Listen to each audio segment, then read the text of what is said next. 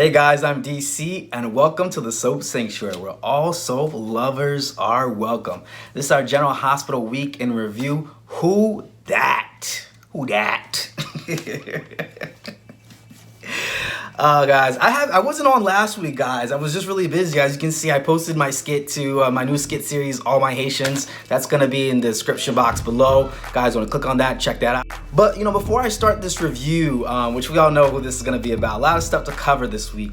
I actually, just want to really shout out all the other soap commentators that are out there. Oh my goodness, because being on Twitter, I have gotten to see all the different soap commentators.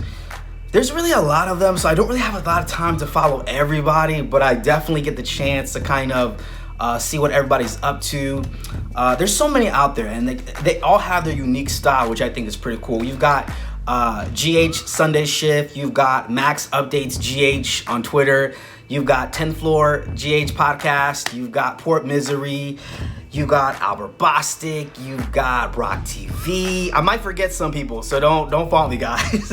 We've got Queen of Demiras, Dishes and Days, JLJ Media. Who else? Am I forgetting anybody? GH Envy, Sabrina Faith. We've got, who else here? I feel like I'm missing somebody. RJ Payne. Oh my goodness, who else? We've got, I think that was Queers and Soaps. Did I forget anybody? But of course, we've also got the Sanctuary. The Soap Sanctuary, that is, right? Can't forget that. If I forget about it, please don't fault me. But there's so many of these different soap commentators out there. And it's so cool being able to hear what you saw for the week and then everyone's different take. Oh, also, I can't forget the Chat podcast. Can't forget them either. So it's so cool hearing everyone's different take on what happened the week. Now, here, we're very unique because I think we're the only channel that, we sponsor Sonny and Nina. You know what I'm saying? We're a Cena channel over here, over her, Anyways, guys, let's not waste no time, guys. Let's just get right into this review, guys. All right, let's first start off with Curtis, Stella, and Marshall. I got my notes right here. I gotta have my notes. I got my notes, guys. I got my notes. Let's start off with Curtis, Stella, and Marshall. This is my thing. I'm gonna say it, okay? Because I know I don't know if anybody else is thinking that, but I see what Valentini's doing. This is definitely kind of similar to days with Paulina being, what is it? What's her name again? What is her name? Lonnie's mom. I definitely believe that Stella is Curtis's mom. The only thing is that I'm just trying to figure out why would she just for all those years just be his aunt? And how did she explain that pregnancy? And how did Curtis get raised by her sister and Marshall, which I do believe Marshall is his father, so I'm just trying to figure this one out. It's a little confusing for me. So I'm just trying to figure out what would be Stella's reasons behind that. It would explain why she's so overbearing in his life, but I'm just trying to figure out what would be her reasons behind that. Also, I'm trying to figure out what is Marshall's big secret. What was the big secret as to why he stayed away for so many years? That's what I'm trying to figure out. Can Marshall please be a WSB agent? Please let him be a WSB agent, secret WSB agent, please. Because his reasoning for staying away for so long has to kind of make sense, and that can really make or break the storyline for the impact that the writers want it to have, I feel. So that reasoning has to be good. Plus, I've never seen no black people in the WSB, all right? I know the WSB got some black people now, okay? So put Marshall in the WSB, okay? All right? But seriously, they got to have a good reason for Marshall. They got to have a good reason for him. Let's move on to Elizabeth and Finn. My goodness, I don't think I've ever covered them in a lot of my videos, to be honest, a lot of my reviews, even from pre-deletion days on my channel. When it comes to Elizabeth and Finn, I gotta be honest with you, with all that mention they had made of Jeff Weber a while back, I was really hoping that Jeff Weber was gonna come on and make a cameo appearance. To me, that was gonna be soapy. Elizabeth and Finn coming together, I really honestly don't care, and I feel like she was just with Franco for the past 6 years, so I don't know. I'm not really sure where this is going, but Jeff Weber would have been better. I would have preferred Jeff Weber coming on because the history of that could have tied into so many different storylines, but okay. I guess they didn't want to go that route, I guess. You know what I mean? I guess they didn't want to. Next off is BLQ and Chase. I really feel for Brooklyn. I really do feel for her. And Willow's judgment is not cool. You know what I'm saying? Willow, you're not a quartermain, sis. So I'm gonna need you. You're not even married to Michael, so know your place, sis. I'm gonna need you to know your place. But Brooklyn is really trying, and I can't wait till the day they reveal that this is actually Maxine Peter's baby, and everyone can actually get off her back and realize it was really a selfless thing that she was doing. It's also cool to kind of know that Amanda Setton, the actress that plays Brooklyn, does not have a social media. I never thought that was possible, that you could be an actor or actress out in Hollywood and not have social media and still prosper. I'm just being for real. I didn't think that was possible. So I was like, huh. And I really commend her for that. I really commend her for sticking to her guns on that she doesn't have a social media. And I can't say I blame her, honestly. I can't, like I said, besides the channel and the Twitter for the channel, I don't really have no other like personal social media. And I only made it just to be able to connect more to other people out there. So I just thought that was pretty cool. I just wanted to share. I thought that was pretty cool. Let's move on to what was Baby Liam. Guys, I just saw this about like an hour ago. I just finished Friday's episode about an hour ago. And I knew that Mike was going to take Baby Liam up to heaven because Soap Twitter spoiled it for me. Well, I can't blame Soap Twitter. I was on during the week. I should have known better. I should have known better, guys. But when I saw, guys, I was bawling. I wasn't ready, guys. I wasn't ready. I even tweeted it. I wasn't ready, guys. I wasn't ready. You know, I wasn't ready, guys. But I thought that they were going to keep Baby Liam alive, and this was going to help establish Sasha and Brando more on the show. But I get why the writers are doing this, because it's making us care about them, to be honest. Like, we have to have a reason to want to care about them. One thing about this storyline I kind of didn't really like, I felt like it was more about Sonny and Carly than Sasha and Brando. I don't know if anybody else got those kind of vibes, like they're making this all about, they found some way to make this storyline about Sonny and Carly. I don't know how I felt about that. I don't know how I felt about that, guys. I want to move on now to Drew and Sam. I love Cameron Matheson as Drew. He is our Drew, ladies and gentlemen. I think I might have said that in my last year's review. He is our Drew. Cameron Matheson is the epitome of a soap star. He is the epitome of a soap star, guys. Epitome. This man is the epitome of a soap star, okay? He is. And I'm not just saying that because he's now on GH. I saw that back when he was Ryan Lavery on All My Children. When you're ready. Ryan, what are you telling me?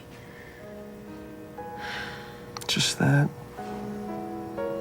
Just because we're not together doesn't mean I don't care about you.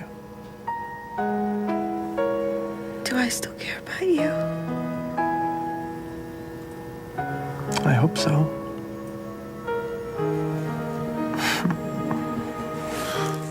Like, Cameron Matheson just has that soap star thing going on. I think he was also the host of I Want to Be a Soap Star. Remember when they had that show back on SoapNet?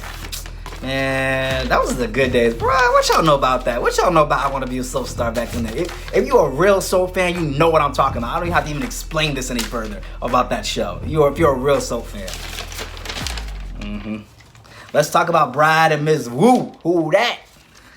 Let's talk about Brad and Miss Wu, guys. I love Mrs. Wu. I just hope she doesn't end up as a Faith Roscoe. And we all know what happened to her, unfortunately. Tear. Because, you know, I always get excited when someone comes to town that could be a potential rival for Sonny. I get excited, guys. It makes my day. I get excited when someone... But I think I'm going to accept now that no one can bring down Sonny. It's just not happening. So I'm just going to, like, not get my hopes up. I really don't want Miss Wu to drag Brad into the business, but I feel like that's what's gonna happen because I don't see him going back to work at General Hospital after what he did. And maybe, well, and Brad's not gonna be back with Lucas. Lucas was too scary. I don't know over Lucas. He was too scary. And Felix is not on the show anymore, barely. So maybe Brad can be like with the son of like a mob rival or something. That would be good GH story. And then they bring back a reboot of this Asian Quarter storyline. Come on now, guys. Do y'all see the vision now? And this could be actually a mob story that really doesn't even have to involve Sonny. Shocker, I know, shocker. You know? You know what I mean? But Michael was being so sanctimonious with Brad and judging him. Your mom switched babies back in the day too with Spencer Cassadine. Did we all forget? Because you know me, you guys know I'm quick to bring up the sins of Carly, Sonny, and Jason. You guys know I'm quick to do that on this channel. I'm quick to do that, okay? Carly was switching babies back then, all right? I don't want to hear it, all right? I don't want to hear it. Okay, granted, this happened to Michael, so I'm going to let him have his moment. You know what I mean? I'm going to let him have his moment or whatever. But Carly still feeling the way about this Brad situation. And my thing is, Michael, they saved your parents, which are really Carly and Jason. We all know Carly and Jason are really his parents. She saved your parents. Does that not count for something? Michael's been annoying me. I'm kind of annoyed with Michael, unfortunately. You know what I mean? I'm really annoyed with him. And Willow knowing the secret about Sonny and Nina. You guys know I love Sonny and Nina together. Nina brings out the best in him. She brings out a different side of Sonny. And their coupling gives me, like, I don't know, One Life to Live vibes. You know what I mean? It does, you know? I'm also thinking when it comes to Willow, what if Willow is actually the true daughter of Nina? Because I don't think, if I'm not mistaken, I don't think there was a DNA test done for Nell and Nina, was there? At least I don't think so. So what if Willow actually is her daughter and still Wiley becomes her grandson in a whole other way? You know, still like her grandson again, you know? What if? So that's what I think is the case. Because Nell's not on anymore. I don't see, it would be soapier if it was Willow, I think, right? But I love Sonny and Nina together, guys. They give me like One Life to Live vibes, guys. They really just give me One Life to Live vibes. And hi DC, I'm your doctor. Due to some comments made in your last video, we received a lot of complaints from concerned viewers. Your comments regarding Nina? Not sure. And you guys know this is a Cena channel, right? We sponsor Cena. Oh no, wait. We are a Cena channel. Because of this, he has been submitted for a psychiatric evaluation. Stay tuned. And therefore, you have been involuntarily committed to Ferncliff. We're gonna be taking you there shortly. Ferncliff? Why do I need to go to Ferncliff, Dr. Buchanan Lord? I'm fine. This must be some mistake. It's actually Dr. Quartermain. You've been hallucinating this whole time. Quartermain? But aren't the Quartermains, white? I guess you never heard of the Ward family in Port Charles, okay? So you're not only delusional, but you're also racist as well. Okay, perfect. I'll put that in your file. Okay. Oh, no. I'm just saying, the Quartermain is like a predominantly, white family.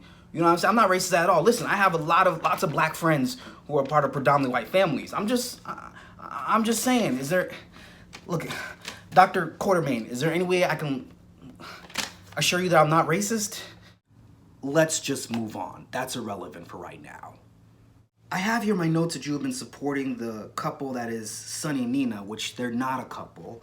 And I believe this is due to the fact that you haven't accepted that One Life to Live has been canceled. Man, you're a liar. One Life to Live is not getting canceled. And even if they are, they're getting a reboot, just like All My Children. Not canceled. Listen, I know, but that's All My Children. All My Children's getting the reboot, not One Life to Live. They didn't have anybody that had enough celebrity power like Kelly Ripa to bring it back, unfortunately. And you also haven't accepted the fact that Taco Bell has removed the nacho fries from their menu. Permanently. You're a liar! You're lying. You are lying. You are a liar, liar, liar. Mr. Sanctuary, I'm not sure if you're aware of this or not, but you've been suffering from PLS. PLSS? What the hell is that? It stands for Post-Landview Syndrome. 2 years after the show was canceled, many Americans have struggled with it. We're still trying to find a cure, but we're helping Americans day at a time. And it's okay. I know it must have been tough when the show got canceled. I know. It really was. I was in 4th grade when One Life to Live got canceled. I was only 17 years old. You were 17 in the 4th grade? And right after the show got canceled, my mentor died too. He was everything to me. Oh wow, Mr. Sanctuary, I'm sorry to hear about your mentor. I'm sorry about that. It's okay. He was 105 years old. He had his whole life ahead of him. He was so young. I can't. It was just so much loss for 1 year. 105 years old? Kind of sounds like nature ran its course on that one. I'm sorry, what'd you say? I mean, I'm sorry for your loss. I'm deeply sorry for your loss. Mr. Sanctuary, you just have to accept the fact that One Life to Live is never coming back. And it's okay. We're here to help you. Okay? Now, will you agree to stop supporting unhealthy couples like Sonny and Nina? I mean, not really. Well then, I guess I can't help you then, Mr. Sanctuary. I'm sorry guys, but I tried. In all my years of psychiatry, I've never seen a case like this before. So many Americans are struggling from this, and I just don't know how to help them. I can't do this. Hi, I'm Dr. Jonathan Quartermain.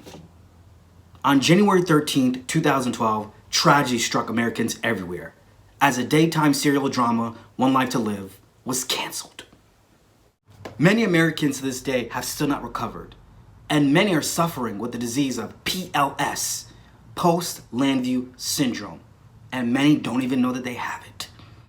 The most common symptoms of PLS are wanting Roger Howarth to play Todd Manning on General Hospital,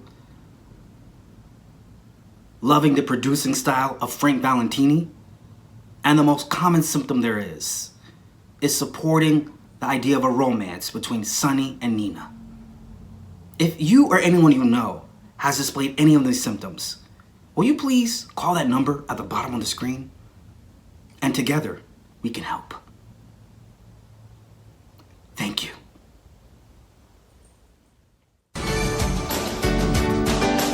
You've been watching Soap Sanctuary.